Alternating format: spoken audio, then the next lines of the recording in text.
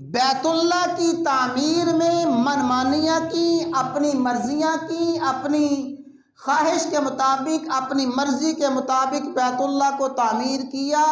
غرض یہ تھی، مقصد یہ تھا کہ بیت اللہ پہ ہمارا ایسا قبضہ ہو، خانہ کعبہ پہ ہمارا ایسا کنٹرول ہو، جس کو چاہیں بیت اللہ میں داخل ہونے دیں، جس کو نہ چاہیں بیت اللہ میں داخل نہ ہونے دیں، کوئی شخص ہماری مرضی کے بغیر خانہ کعبہ کے اندر داخل نہ ہو سکے، اصل قبضہ ہمارا ہو، اصل کنٹرول ہمارا ہو، ہم ہی اس کے متولی ہیں، ہماری مرضی کے بغیر کوئی بھی خانہ کعبہ میں داخل نہ ہو سکے۔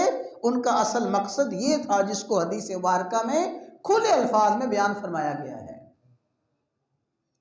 قریش نے کیا کیا؟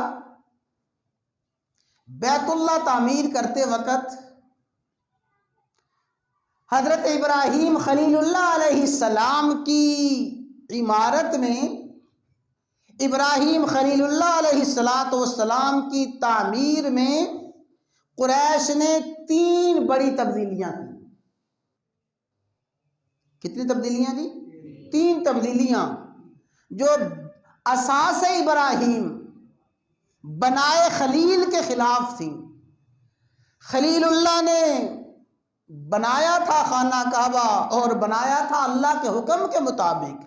اللہ تعالیٰ نے فرشتوں کے ذریعے نشاندہی فرمائی، جہاں بنیاد رکھنی تھی، جہاں سے دیوار اٹھانی تھی، جہاں دروازہ رکھنا تھا، جتنا دروازہ رکھنا تھا، یہ سب کچھ ابراہیم خلیل اللہ نے فرشتوں کی نشاندہی پہ اللہ تبارک و تعالیٰ کے حکم کے مطابق بیت اللہ کو تعمیر کیا تھا۔